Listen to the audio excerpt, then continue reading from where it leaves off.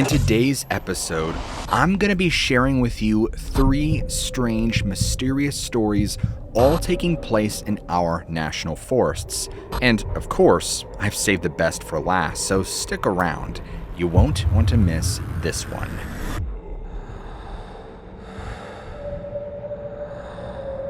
On the afternoon of June 9th, 2013, a 19-year-old woman named Maureen Kelly, who everyone just called Anu, told her friends she was going on a spiritual quest.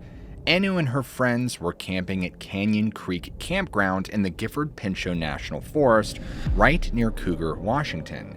At around 5 p.m. that day, Anu just stood up, took off all of her clothing, including her shoes, and told her friends she might be back by midnight. The only thing she kept with her was this small fanny pack that had some knives, matches, and a compass inside of it. Anu's friends weren't actually that surprised by this. I mean, for weeks leading up to this camping trip, she had been talking about going on some sort of spiritual journey. And so when she finally did it, her friends were kind of like, okay, this is something she clearly needs to do. But they were definitely concerned that she was going into the woods completely naked and with no shoes on. Anu just walked away from the campsite, except for a fanny pack, and disappeared into the forest. Well, the forest she walked off into is the Gifford-Pinchot National Forest. And folks, it's no joke. It is absolutely massive. 1.32 million acres of wilderness that stretches along the western slopes of the Cascade Range. And this forest has everything from broad old-growth forests to high mountain meadows, glaciers, and volcanic peaks. I mean, it's just this enormous wild place and, of course, very beautiful and wondrous to explore. Now, the specific campground where Anu and her friends were staying, which was Canyon Creek Campground, is a tiny, rarely used place that's kind of tucked deep into the forest. In fact, it's so small and hidden that there's not even a sign marking the entrance. You just have to know it's there, and it really only has like 8 campsites, and it's just tent camping. Additionally, the terrain around it is incredibly steep with heavy timber and thick brush everywhere. And so eventually midnight came and Anu had not returned to her campsite. And at this point, her friends really started to get worried. By the early hours of June 10th, they had officially reported her missing to the authorities. The Skamania County Sheriff's Department immediately launched a search op. Under Sheriff Dave Cox was one of the officials who made some public statements about the case. And he basically confirmed what Anu's friends had already said, that she had been talking about doing this spiritual quest for quite some time. And he said, the folks that she was with, they felt that this was something she needed to do. But Cox also pointed just how challenging the search conditions were. And he explained that, it's a rough, remote area. There's a lot of timber, a lot of brush. It's going to be a tough go for her, especially with no shoes. And while he acknowledged that it was a little bit unusual for a 19-year-old to just leave a campsite completely nude, he also explained that there was no indication that she was on drugs or anything like that. But Anu wasn't just some random person who decided to wander off in the woods. Her half-sister, Sherry, described Anu as a very laid-back, carefree girl and a very affectionate person. And Anu had actually called Sherry shortly before heading into the forest to ask if she could borrow some camping gear. So this trip wasn't spontaneous. I mean, she had clearly been planning it. And as the search for her continued, search teams were able to determine that after leaving the campsite, she had crossed Canyon Creek and then headed north. It looked like she was climbing upwards towards Forest Service Road 54, but after that point, they completely lost her trail. In fact, even the canine units weren't able to pick up her scent. Sharon Ward, who was with Pacific Crest Search Dogs, commented on just how difficult the terrain was. And she even explained that where Anu had entered the creek is amazingly steep. So how she got down there barefoot is a wonder. And how she came out of the bottom is also a wonder. Now, to make matters worse, There was a very thick cloud cover that was preventing copters from scanning the Canyon Creek area, so the rescue crews were very limited to just ground searches. You can imagine with the dense vegetation that this would be an incredibly difficult search. Now, according to some reports, the official search was actually suspended after just 2 days, but then it resumed briefly after Anu's family and friends protested. And by the final day of the search, there were approximately 75 volunteers involved, and they had covered about 4 square miles of this very challenging terrain. Sadly, the official search was formally suspended at 6 p.m. on June 15, 2013, which was about 6 days after she vanished. Despite all these extensive search efforts, they couldn't find any trace of her or her belongings. It was like she had simply vanished. The investigators developed the theory that Anu had likely died in the wilderness. They believed that she probably succumbed to exposure in the cold night temperatures. But the thing is, even though the weather on that day she disappeared was mild, the night dipped into the 40s with some light rain, and without clothing, she could have quickly developed hypothermia. Or alternatively, they suggested she might have fallen in the steep terrain and been injured. But there might be something more to this that we don't know. Anu's friend Yasmin offered a different perspective and explained that she may not want to be found. And that's kind of an interesting take. Maybe Anu intentionally disappeared and doesn't want to be discovered. I mean, it's hard to say though, because she had things going for her. She had a loving mother, good friend. She was actually an aspiring singer and songwriter. Unfortunately, as of now, which is 12 years since her disappearance, neither Anu nor any of her belongings have ever been recovered. Her case remains officially unsolved, and there are still many questions about whether her disappearance was due to some misadventure, self-harm, or even foul play. Unfortunately, we just don't know. Interestingly, in August of 2024, human remains were discovered in the same area that she vanished, but they are speculated to be another hiker who also vanished that same year, although we don't have the data yet, so it's inconclusive for the time being. If you or anyone you know have seen her or have any knowledge on her whereabouts, please reach out to the Skamania County Sheriff's Department. All of our hearts go out to this missing girl and her family and friends. May they find peace.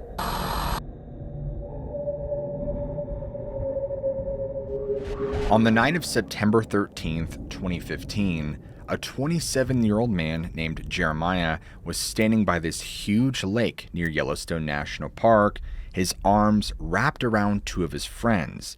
They'd spent the whole day touring Yellowstone, seeing Old Faithful, checking out all the geysers, basically doing the entire figure 8 experience that you do when you visit the park. And they were completely exhausted after a very long day of sightseeing. And Jeremiah was there with his 3 close friends, which were people he'd known for years. They all played competitive adult softball together, traveling around the country for tournaments. And the gentleman who was with them was a man named Scott. And he was a massive guy, like 6'5", 250, just built like a machine. He'd played college football, had his degree, and Jeremiah had known him for about 7 years at that point. And this was the kind of guy that you'd want on your side if there was really ever any trouble. And the 2 girls who came along were Acacia and Megan. And they both had played college softball together and were still working on their degrees. The whole reason how they ended up at Yellowstone is pretty interesting. Jeremiah and Acacia had both had family cabins in the Yellowstone area when they were kids. They didn't know each other back then or anything, but they'd talk about their vacation memories from that area. As it turns out, Scott and Megan had never been to Yellowstone, and so the 4 of them had always said, someday when we have time, we should all go there together. And one day, they were supposed to play in this softball tournament, but they just got this spontaneous idea to skip it and go to Yellowstone instead. But when they tried to find a place to stay, everything was just booked. So Scott eventually found these luxury RVs for rent it was like something you'd see in a movie. Really nice with master bedrooms and everything.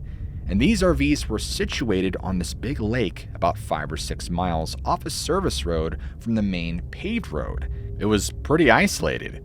They had arrived at this campground really late on September 12th, and the keys had been left for them, and they could see it was basically a campground with several RVs set up for guests and some tent camping areas.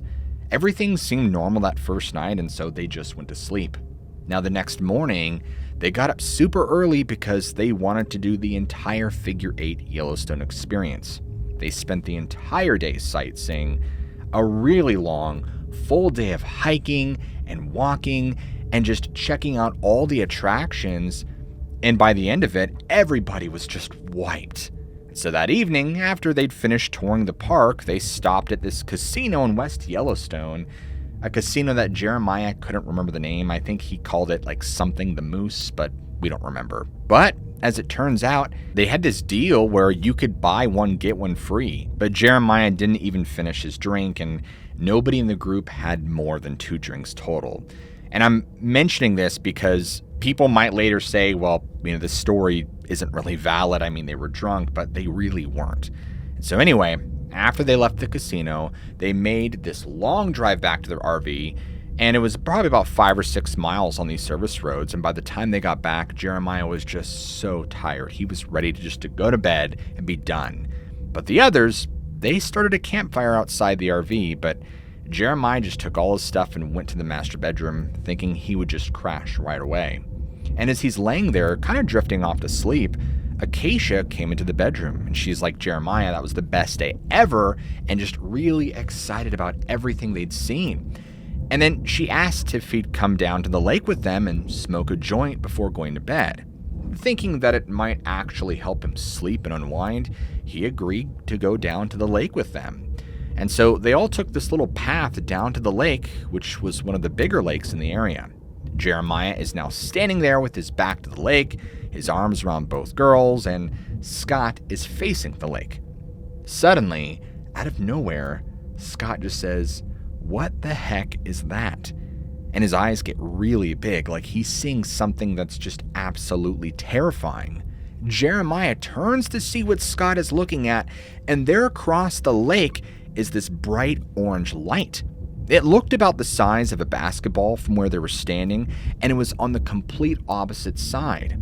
Jeremiah figured it was probably a high-powered military spotlight or something, and so he just tells everybody in the group, guys, calm down. It's just one of those like 50 million trillion watt army spotlights. My uncle had one from when he was in the military. You can change the slides out, change the colors, it's fine. But the second Jeremiah says this, Scott immediately just says, "F that, they're here," and takes off running back toward the RV. I mean, the biggest, meanest guy Jeremiah knew was running away in terror, and then Megan says the exact same phrase, "F that, they're here," and she also runs away. Now it's just Jeremiah and Acacia standing there, and they're both kind of confused. They start walking back to the RV, and Jeremiah just keeps thinking, was there something in that joint? Like, did they lace it with something? Because this reaction just seemed so extreme.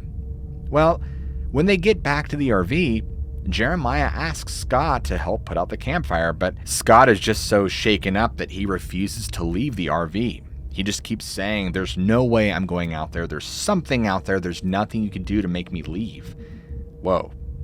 So Jeremiah has to go alone to properly extinguish the fire. And he's out there doing the whole Smokey the Bear thing, kind of going through all the proper steps to put out this campfire, and all of a sudden, he hears Megan let out this horrible scream. It was the most blood-curdling scream Jeremiah had ever heard in his life.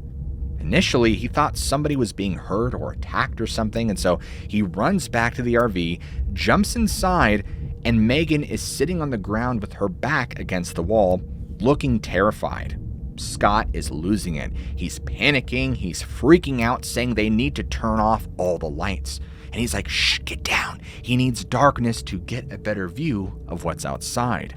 The girls are clearly just as terrified at this point, but Jeremiah refuses to turn off the lights. He's like, "You guys are all being weird. We're not shutting off the lights. Stop." And then Scott looks at Jeremiah and says, "Jeremiah, It doesn't matter if you shut them off. They'll be here in a few minutes, and they'll shut them off. So what is Scott even talking about? Has this entire group gone mad? But then, less than 5 minutes later, the ground suddenly shakes violently. Something runs underneath the RV, causing the entire thing to shake. Every single light in the campground simultaneously goes out. I mean, not just in their RV, but every light in the whole campground. When those lights went out, the inside of that RV went from normal to completely chaotic in about 2 seconds. Megan immediately started crying, these deep, terrified sobs, and Scott actually dropped to the floor and crawled underneath the little dining table like a little kid hiding during a thunderstorm. Acacia grabbed onto Jeremiah's arm so tight, the next day he had perfect fingernail marks in his skin. And folks, it wasn't dark outside. It was like this oppressive, thick darkness that you could almost feel. You know, the kind of darkness where your hand just can't even be seen in front of your face. And it was also silent outside, unnaturally so. There was no noises, there was no crickets. The entire world around them had stopped. Jeremiah began fumbling around trying to find his phone and use it as a flashlight. When he finally got it out and turned it on, he swept the light across the RV and saw everybody's faces and their expressions. They were seeing their worst nightmares coming to life in front of them. And then there was this strange smell that filled the RV. This really bizarre metallic smell. Kind of like when you hold a handful of coins, but much stronger. Nobody mentioned it at the time, but later, Acacia told Jeremiah that she smelt it too. It wasn't anything they'd smelt before or since. Oddly, Jeremiah's phone battery was at like 90% when the lights went out, but within about 2 minutes of using it as a flashlight, it went completely dead. Just drained to zero instantly. The same thing happened to everybody else's phones too. It was like something just sucked all the electricity out of everything around them. At this point, Jeremiah remains calm. He's still skeptical. He's thinking this has to be some kind of elaborate prank TV or something. And this goes on for hours. And Scott keeps saying that he could see this giant wolf outside the window. I mean, he's insisting that there's a massive wolf out there. Megan keeps saying that she can see shadows and different types of shadow-like people. And folks, at about 3:30 in the morning, Jeremiah is just getting really annoyed with the entire situation. He grabs a flashlight and walks about a quarter to half a mile into the woods. The entire time he's yelling back in the RV, "There's nothing out here! There's nothing here!" Because they kept saying they could see these figures in the trees everywhere, and Jeremiah is just trying to prove that there's nothing unusual happening. After doing this for a little longer and nothing happening, he returned to the trailer satisfied that he was right. Everyone else had gone crazy and he was going to set the record straight. But by the time Jeremiah gets back to the RV, they've got all the windows propped open. Megan looks at him and says, "I don't know how you didn't see them. They're all around you right now. They're everywhere. Hundreds of them." And that's the last thing Jeremiah remembered. He woke up approximately 3 hours later at around 6:30 in the morning, and he was standing upright in the woods. What woke him up was the sound of a screen door slamming shut. Someone from a neighboring RV was coming out to walk their dog. Jeremiah has done a lot of partying in his day, a lot of drinking, basically anything you could think of, but he's never woken up standing up somewhere, not knowing how he got there. Visibly shaken, he marches back to the RV, and everything was just kind of closed back up now. It was like somebody had hit on pause on a movie, and nobody could really figure out what had happened. It definitely caused a rift between everyone. When he walked in the RV, nobody was even talking. Megan was just sitting there staring out the window. Scott was making coffee like nothing had happened, but Jeremiah noticed his hands were shaking really badly and he kept spilling the water everywhere. Acacia was sitting at the dining table just writing frantically in this small journal she had brought. And he's looking at all of them and he just says out loud, "So is anybody going to talk about the fact that I just woke up standing outside? Like, how did I even get out there? But nobody would even look at him. It was the weirdest thing. Acacia looks up from her journal and says, I don't think we should talk about it. And he's just like, are you kidding me? Like, we need to talk about this. Something really weird just happened. But she shook her head and went back to writing in her journal. And after spending time moving, around the RV, getting dressed, packing their stuff up, basically pretending like nothing had happened, things would only continue to get stranger. At this point, there was just so much tension between them. It was ominous. Nobody was having a good time anymore. Nobody was happy, joyful, laughing. It was just a complete shift. Now, initially, they had plans to stay another night. It was even paid for, but without even discussing it, in unison, everybody just packed up their stuff and, they left. By about 8:30 that morning, they hit the road, and the drive was strange. Nobody said a word, and at one point, Jeremiah just put on some Depeche Mode, and that's all they listened to for quite some time. Eventually, they stopped to eat breakfast at this little diner, probably about 2 or so hours away from the campground, and even sitting around the table was awkwardly silent. It wasn't until they were all sitting there eating pancakes and eggs when Megan dropped her fork and just froze, and she turned and started staring out the window. Now, Jeremiah, looking up from his plate, thinks what's happening is strange, and he follows her gaze and sees that there's nothing out there in the parking lot. So he's like, what are you doing? What are you looking at? And she just leans in real close, and she's like, it followed us. It's out there right now. It's watching us. Scott doesn't even question her. He's right next to Jeremiah. He doesn't look out the window or anything. He just nods silently in agreement, and he says, I saw it too. It was sitting in the back seat of that blue car we passed about 20 minutes ago. And so Jeremiah is like looking back and forth between them, and he's convinced they're messing with him. He's like, is this some kind of elaborate joke? But you could tell by the looks on their faces, they weren't joking. They genuinely believed they were seeing something. And now Jeremiah is convinced there was something in the joint they had smoked, or that they had shared some sort of group hallucination from the stress or whatever happened the night before, because none of this is normal. Or maybe they really did bring something back with them, whatever that means. What Jeremiah knows now, at the time he couldn't put a name on it, but what he's heard referred to as the hitchhiker effect. That's definitely what was happening. They brought something with them from that experience. After some tension between everyone, they all kind of went their separate ways. Jeremiah would reunite with Scott later on, and they would actually end up living together. But Scott was always so hesitant to ever bring up that night ever again. In fact, there was one night where they were sitting on the couch together watching a football game, and it was pretty normal. And out of nowhere, Scott just starts freaking out. And he's like, it's outside right now. And so Jeremiah looks over at him, and Scott's face has just gone white. And he's staring at the window with this kind of 1,000-yard stare. And so Jeremiah's like, what are you talking about, Scott? And he's like, that thing from Yellowstone, it followed us home. It's been following us this whole time. And so, he's like, what? And he gets up and he goes to the window. He doesn't see anything. He's like, are you okay, Scott? Like, what's going on? It's just the front yard, the street light, a couple cars parked in the street. He's like, dude, there's nothing out there. You're freaking out. Stop.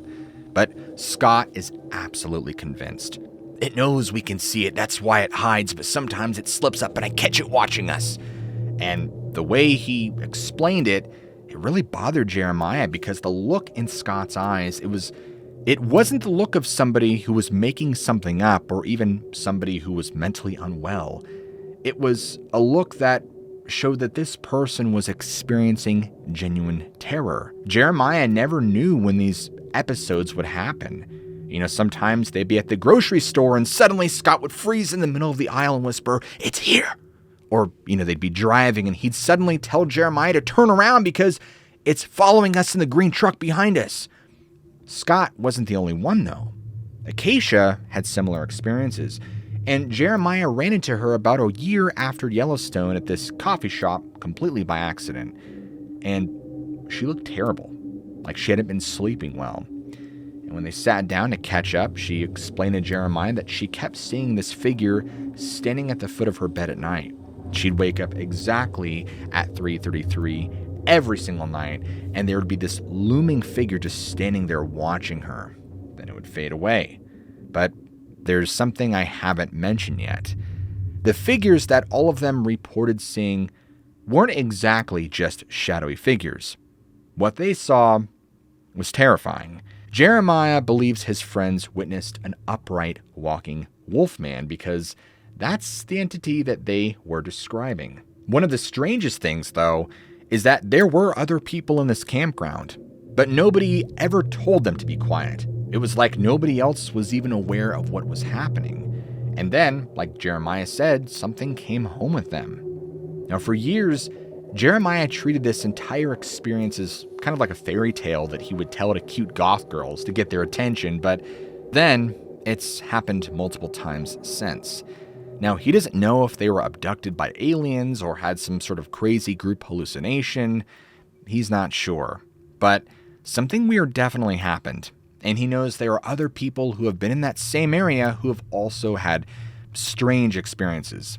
Worst of all, Jeremiah has reached out recently to try to see if anybody from the group wants to talk about what happened, but he's not heard back from any of them. What happened that night in Yellowstone, folks, it simply remains a mystery.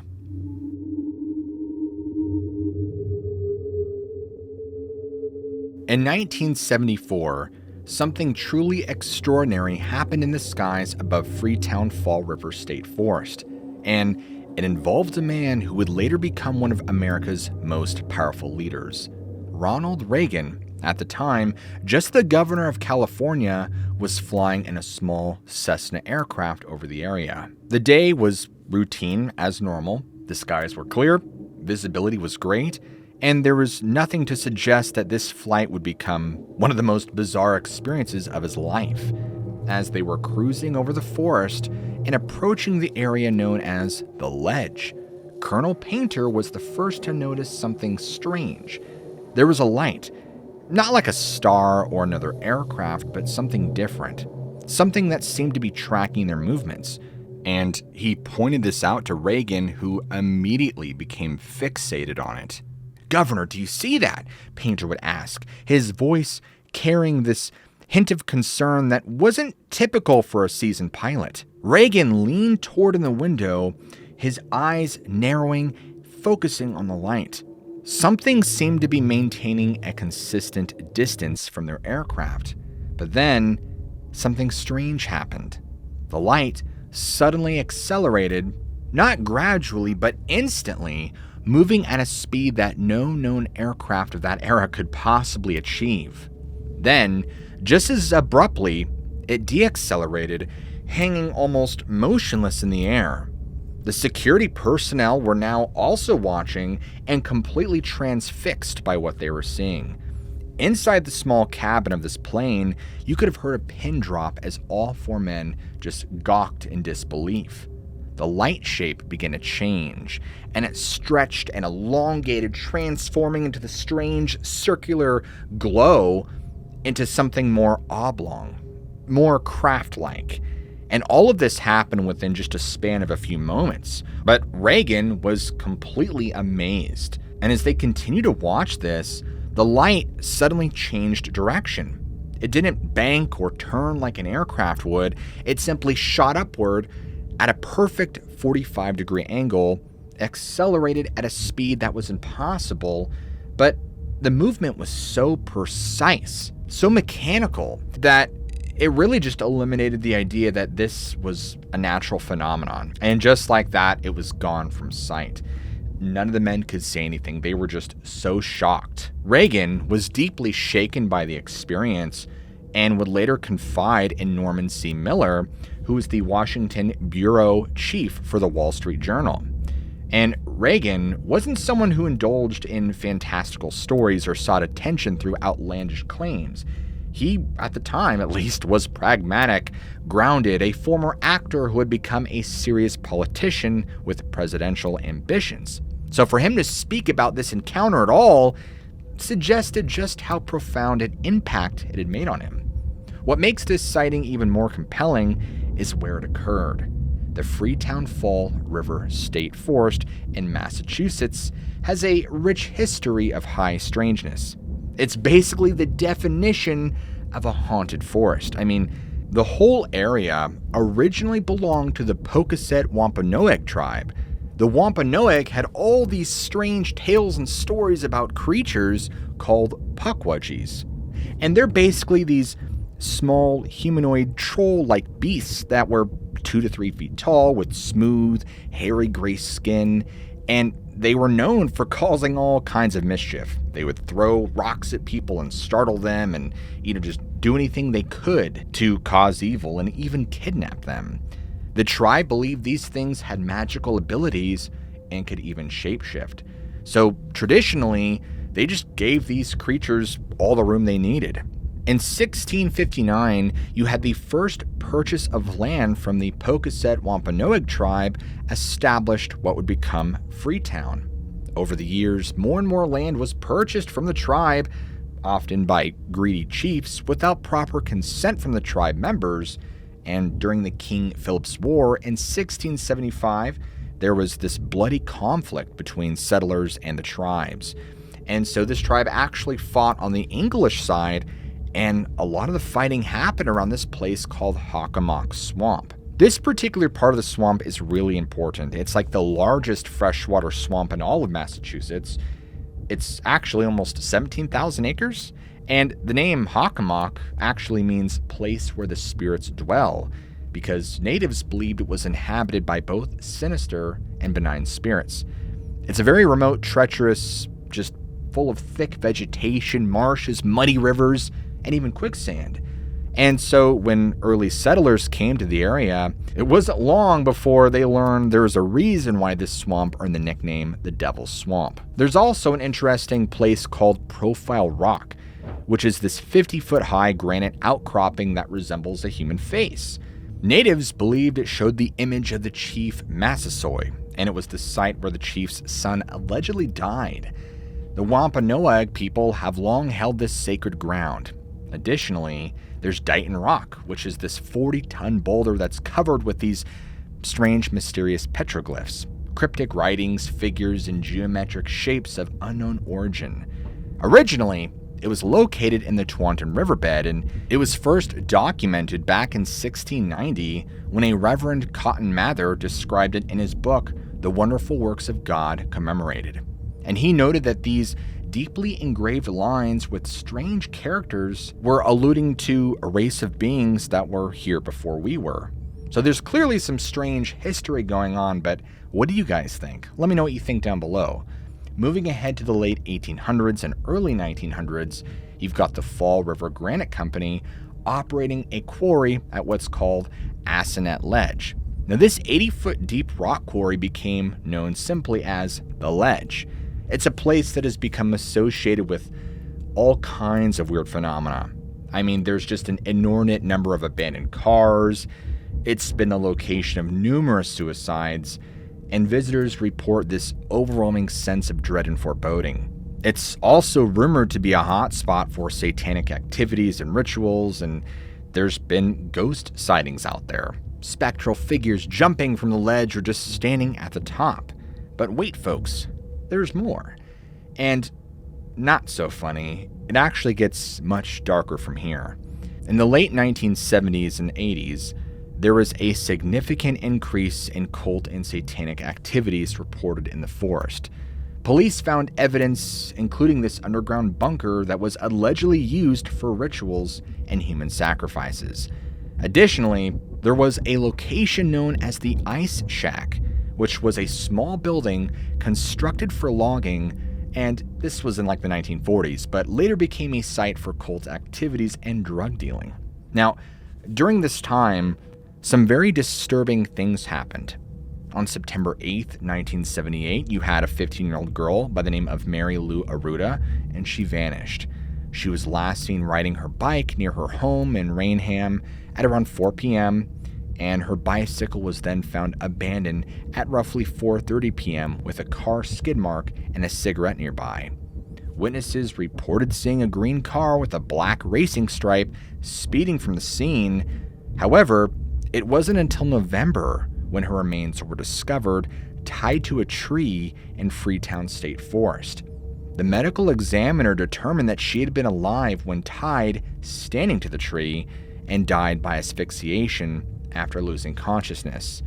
A man named James Cater was arrested, who happened to own the matching car and smoked the same cigarette brand. Well, as it turned out, Cater had a prior 1968 conviction for assault with intent to.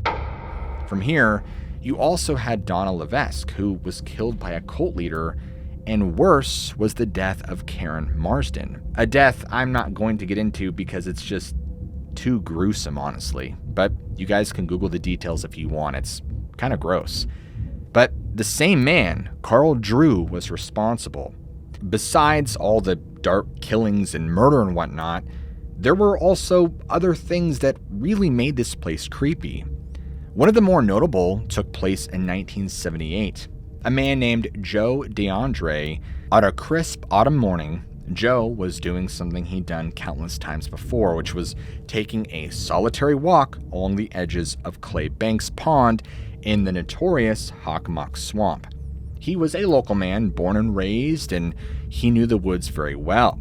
And so the day started like any other. He had parked his truck at one of the makeshift pull-offs that others have used in the area when hunting or fishing. He grabbed a small day pack, locked up, and set off on a very familiar trail that would wind around the pond. The morning was unusually quiet, and something that really stood out to him was just how odd it was that there was no birds singing, there were no squirrels chattering, there were none of the ambient forest sounds that typically accompanied his walks. I'm sure you guys know where I'm headed. DeAndre had been walking for about 40 minutes when he stopped to take a drink from his canteen. He was standing at the edge of Clay Banks Pond, looking out over the still water, when he first sensed something was wrong. It wasn't a sound that alerted him, it was the opposite actually.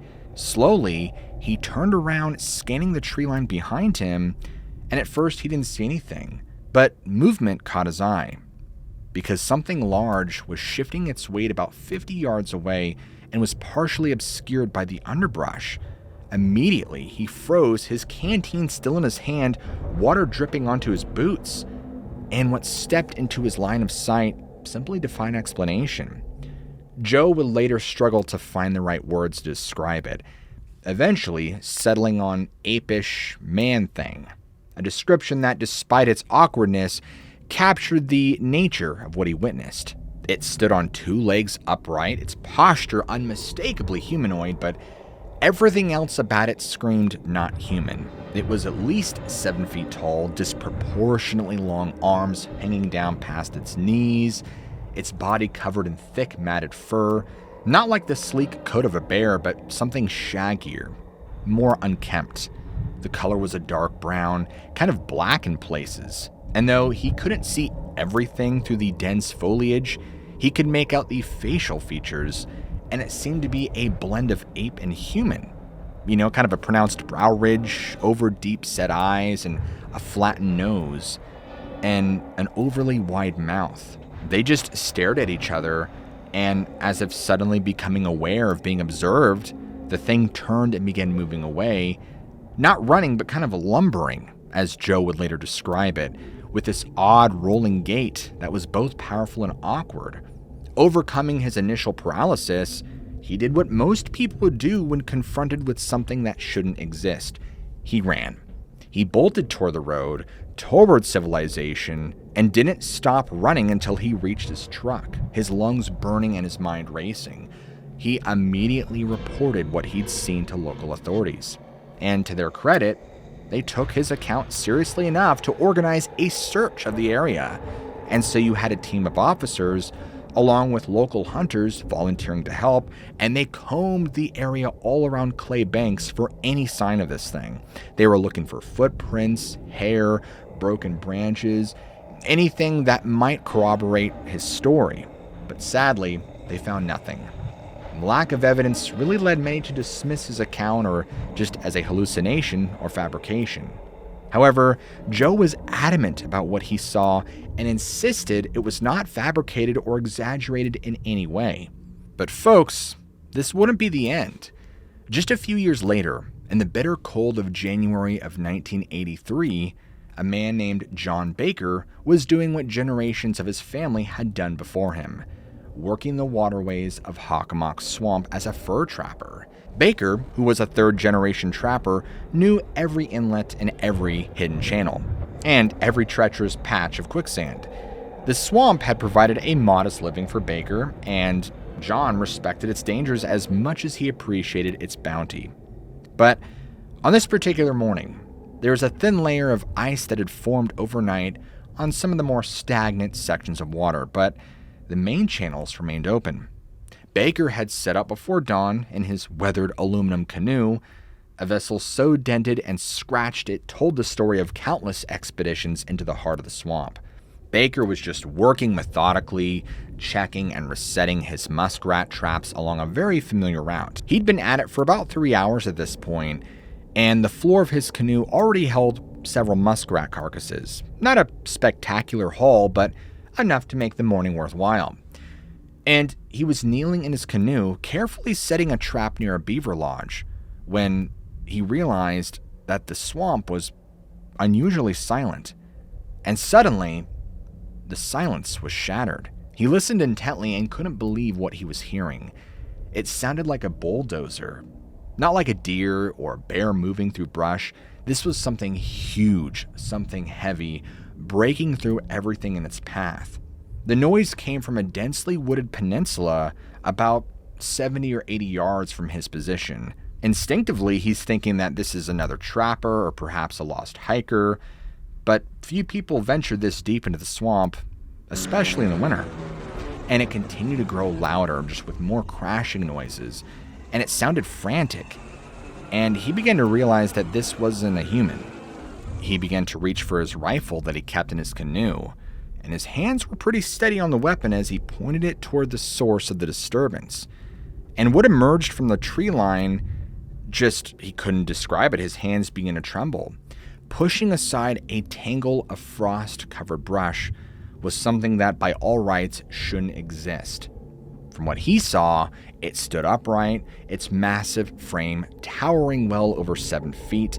It was covered in thick matted hair, not fur, Baker insisted, but hair that ranged from a dark brown to almost a rustic red in some places.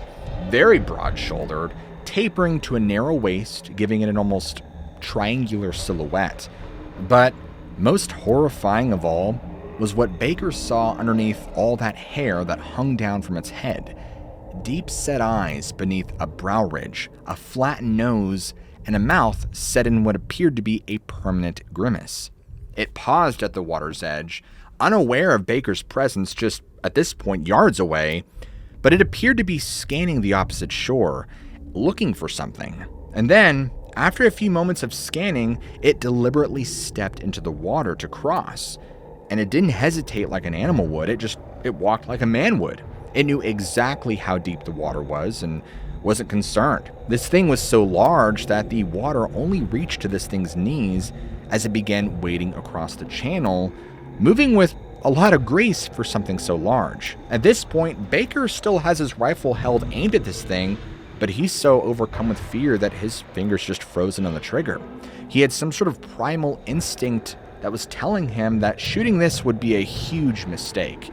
And it passed within about 15 yards of his position. And then there was a new element that added itself: the smell. And it hit Baker like a physical force. It was an odor so foul and so powerful, he had to fight the urge to gag. He would later describe it as a combination of wet dog, rotting meat, and something else. Even more startling about all of this is it never once turned to look at him, didn't alter its course, didn't acknowledge him in any way. It was as if Baker was so insignificant that it didn't even register as a potential threat. Baker was so frozen by fear from this thing that it wasn't until several moments after it had vanished into the brush that he finally lowered his rifle. And his arms were shaking from the prolonged tension of holding the weapon. He just right there abandoned his traps, leaving them set in the water, something he had never done before, and paddled back to his truck with powerful, desperate strokes, constantly looking over his shoulder, expecting that thing to come out any time now and charge him down. However, strange things continue to happen within this area, and it wasn't just creatures people were seeing. In the summer of 1984, Raymond Condero had been working the cranberry bogs on the outskirts of Freetown Fall River State Forest for nearly 30 years at this point. At the time, he had stored all of his equipment in a small wooden shack and occasionally spent the night during harvest season. Where the shack sat was on a slight rise overlooking the bogs, just where the cultivated land gave way to the wild fringes of the forest. It was a simple structure. One room with a cot, a small wood stove, a table, and shelves lined with tools and supplies. The walls were adorned with decades-old calendars and faded photographs of record harvests. And for years, this isolated outpost had been Cordero's sanctuary, but not long after, strange things began showing up near it. It began with footprints, not animal tracks, which Cordero could identify at a glance, but human tracks. They would show up in the morning, evidence that someone had been circling his shelter while he slept. Initially dismissed as just teenagers looking for a place to drink or smoke away from prying eyes. But the pattern was odd. The track always formed a perfect circle around his shack, never approaching the door, never straying toward the forest or the road. Then came the sounds. He would wake in the middle of the night to what he described as chanting. Not loud enough to make out words, but rhythmic and unnatural in a way that made his skin crawl. When he would open his door to investigate, the sounds would immediately cease, leaving him standing alone in the darkness with only the distant hooting of an owl to break the silence. The situation escalated on the night of July 21st. Preparing for an early morning water release into one of the drier bogs. At around 10:49 p.m., he stepped outside to check the weather before turning in. The night was clear, stars visible above the tree line, and a quarter moon providing just enough light to see the surroundings. And there, 5 figures dressed in black robes, standing at the edge of the forest not far away. They were perfectly still, facing his direction, their features obscured by hoods that draped low, and before he could react, one of them raised an arm, pointed a finger directly at him. Without pulling his eyes off of them, he retreated into his shack. Thinking quickly, he grabbed the old shotgun he kept for scaring off predators and sat with his back against the door until morning, never closing his eyes. When morning came, he ventured outside, half expecting to find some sign of the previous night's visitors. Footprints, disturbed vegetation, something to prove himself that he hadn't imagined it. What he found instead was far more disturbing. In a flat area, about 30 yards from his shack, the ground had been cleared and leveled. Etched into the earth was a perfect pentagram, approximately 6 feet in diameter, its lines deep and precise. And at each point of the star stood a carefully balanced stack of stones. I'm not talking about random piles, but deliberate constructions, each stone placed with obvious purpose. Immediately, he went and reported this to the Freetown Police Department, where he reported what he had found to Officer Mendoza. Now, given the increasing reports of cult activity in the forest during this period, Mendoza took the report seriously. He and another officer accompanied Cordero back to the bog that same morning. Following procedure, it was photographed from multiple angles, and then, at his insistence, they dismantled the stone stacks and used shovels from the shack to fill in the pentagram. He seemed visibly relieved once the task was complete, but it was pretty short-lived, because the next morning, he arrived at the bog to find the pentagram restored. Not roughly redrawn, but precisely recreated in exactly the same location. The same depth of lines, the same perfect proportions. The stone stacks had been rebuilt, each one seemingly identical to those that had been dismantled the day before. This time, they didn't just fill in the pentagram.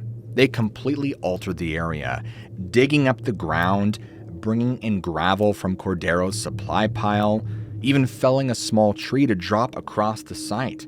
Mendoza also set up a wildlife camera borrowed from the forestry department, concealing it in a nearby tree to capture any nocturnal visitors. The next morning, guess what was back? The gravel was gone, the tree had been moved, and the ground was once again smooth and level with the perfect star etched into it. The stone stacks stood at each point, again undisturbed. The wildlife camera had captured nothing, not a single frame showing any human presence. The only images were of an empty clearing under moonlight, and then the pentagram was simply there again, as if it had materialized. Cordero abandoned his shack after that, and he operated the bogs during daylight hours only. He reported no further sightings of the robed figures, but neither he nor Mendoza could explain the reappearing pentagram. He sold his cranberry operation the following year and moved to Florida. Obviously, there was some strange stuff happening here. In 1998, there were multiple cattle mutilations reported. A cow butchered in the woods and a group of calves found mutilated in a clearing. And these incidents were attributed to satanic cult activity. And in 2001, there was a double homicide where 2 men were found shot to death and abandoned in the forest. One was reportedly a transient mistaken for an undercover police officer. Now, here's the twist to this entire segment. This area isn't just some haunted forest. It actually sits well within what's called the Bridgewater Triangle, which is a 200 square mile area defined by many cryptozoologists, specifically Lauren Coleman. The triangle points are the towns of Abington, Rehoboth, and Freetown. And of course, this forest is considered the most active area within the triangle. Now, there are a few theories about why this forest seems to attract so much darkness. Some people think it's a native curse, that the spirits are angered by land theft, massacres, and atrocities, and the land is cursed until it's returned to its rightful owners. And the fact that there are Indian burial grounds throughout the forest adds weight to the theory. Others think it's an elder curse, that the native elders themselves cursed the land while under oppression. And then there's a paranormal crossroads theory that the area sits at an intersection between our world and another, that it lies on this mysterious energy vortex, like a thin spot between realities, and it's just a natural magnet for bizarre phenomena. But whatever the reason, Freetown Fall River State Forest continues to be this epicenter of strange occurrences. People still report crazy things like seeing giant pterodactyl-like creatures, red-eyed dogs, glowing eyes in the darkness, Bigfoot or shaggy ape-like creatures. UFO sightings, ghosts and specters and goblins and ghouls. If that's not enough for you, the mystery of this entire place is just still unsolved. And no one is really sure why. Like many other things in life, this entire forest, this entire area, and the strange energy it holds will remain a mystery. And because you guys made it this far into the episode, I want you to comment below, "Stay inside." So that way I know who made it to the end and who didn't. And if you guys enjoy storytelling like this, where we dive into strange cases of the mysterious and supernatural, cover a little bit of a historical context and kind of just encompass everything, then what are you waiting for? Smack that like and subscribe button right now for more content just like this. As always, never forget, I love you all, keep an open mind, and I'll see you all in the very next episode.